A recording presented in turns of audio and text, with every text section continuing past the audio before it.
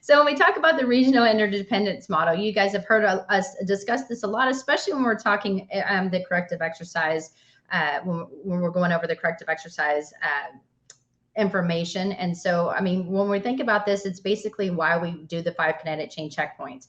We start in the 5 kinetic chain checkpoints for a reason. We look at the foot and ankle, and then we're going to look at the knee and look at the hip and look at the shoulder and the head, because there are certain areas that when someone's standing, we want to make sure that they're in good alignment. But then also when we start doing some of these new mobility assessments, or if you use a goniometer and we start looking at joints, we want to make sure that the ones that are supposed to be mobile are mobile, the ones that are supposed to be stable are stable. And so this is a good diagram. You know, we want to think it's almost every other one.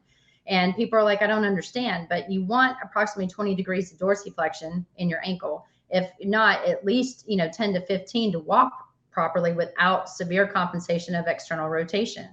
The mobility in the hip is also super important. Think it's a ball and socket joint. We want to be able to have degrees of freedom to move it and forward and back. You can move it into circles, and that's what that ball and socket allows us to do.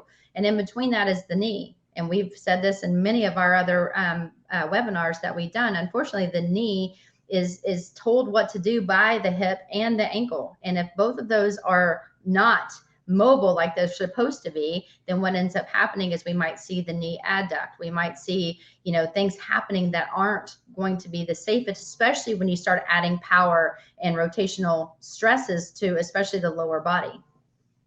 Right. If things don't move well slow, they're not going to get better when you go fast.